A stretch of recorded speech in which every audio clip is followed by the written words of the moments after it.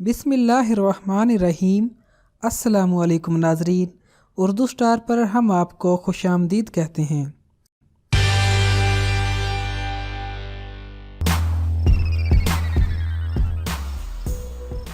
टांगों के दर्द का सामना हर इंसान को जिंदगी के किसी न किसी दौर में लाजमी तौर पर रहता है। बाज़ औक़ात ये दर्द किसी चोट लगने के बाइस हो सकता है और बाज़ औक़ात इसकी वजह थकन और ज्यादा चलना फिरना भी होता है। इसके अलावा उम्र में इजाफा भी इसका सबब हो सकता है, मगर टांग के दर्द अपनी इकसाम के लिहाज से मुख्तलिफ होते हैं और इसी हवाले से इसकी वजूहात भी मुख्तलिफ हो सकती हैं। नंबर 1, टांगों में सनसनाहट और खुजली का एहसास होना। ये तकलीफ आम तौर पर उस वक्त होती है जब इंसान बैठता या सोने के लिए लेटता है। इस सूरत-ए-हाल में बार बार टांगों में सनसनाहट होती है और पिंडलियों में खुजली भी होती है। इसके साथ बार बार झटके लगने से नींद में आंख भी खुल जाती है। ये अलामत रोजाना की बुनियाद पर भी हो सकती है और इसके दौरानिये में वक्फा भी आ सकता है। इसकी कई वजूहात हो सकती हैं। इसका सबसे बुनियादी सबब विटामिन B12 की कमी, गुर्दों की शदीद खराबी, थायराइड ग्लैंड में खराबी भी हो सकती है। इसके अलावा हामिला खवातीन भी इस मसले से दोचार हो सकती हैं। इसके अलावा तंबाकू नोशी करने वाले अफराद भी इसका शिकार होते हैं या फिर बाद एसाब को पुरसुकून करने वाली अद्वियात भी इसका सबब बन सकती हैं। ऐसे मरीज को सोने से कबल पैरों पर मसाज करने से अफाका हो सकता है। नंबर 2, पिंडलियों और एड़ियों में दर्द। पिंडलियों में और एड़ियों में दर्द आम तौर पर अगर सोकर उठने के बाद बिस्तर से पांव नीचे रखते ही हो तो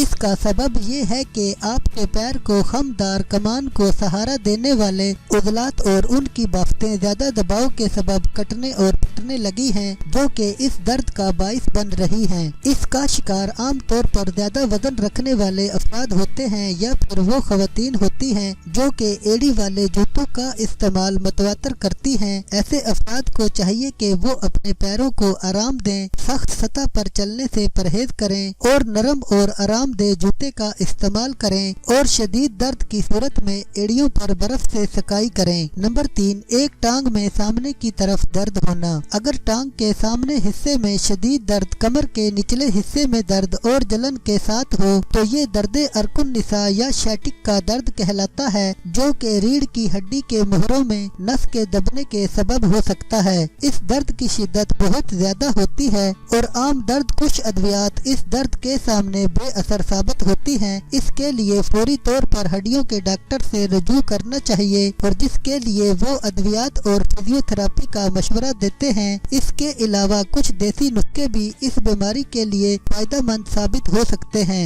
नंबर 4, घुटने में दर्द होना। आम तौर पर ये तस्वर आम है कि बुढ़ापे के साथ घुटनों में दर्द का तोहफा भी इंसान को मिलता है, जबकि ये तासुर दुरुस्त नहीं है। जोड़ों और घुटनों में होने वाला दर्द दर हकीकत विटामिन D की कमी के सबब होता है, जो कि उम्र के साथ जिस्म में कम हो जाता है, जिसकी वजह से कैल्शियम और फास्फेट जिस्म का मुनासिब अंदाज में हिस्सा नहीं बन सकते हैं और दर्द का सबब बनते हैं। विटामिन D के हसूल का सबसे अहम जरिया धूप है, जिसमें काफी मिकदार में विटामिन D मौजूद होती है। इसके साथ साथ मछली, अंडा, मशरूम, माल्टे का जूस और दूध से बनी हुई अशिया में विटामिन D की बड़ी मिकदार मौजूद होती है। नंबर 5, टांगों के पट्टों में अकड़न और खिंचाव होना। टांगों के पट्टों में अकड़ाव और उसके सबब होने वाले खिंचाव और उससे होने वाला दर्द दर हकीकत गुर्दों के निजाम की खराबी की जानिब इशारा करता है और इसके साथ अगर पैरों और टांगों में सूजन भी हो तो फौरी तौर पर डॉक्टर से रजू करना चाहिए, क्योंकि गुर्दों की खराबी के बाइस जिस्म में नमकियात का तवाज़ुन बिगड़ रहा होता है और इस वजह से ये खिंचाव भी होता है।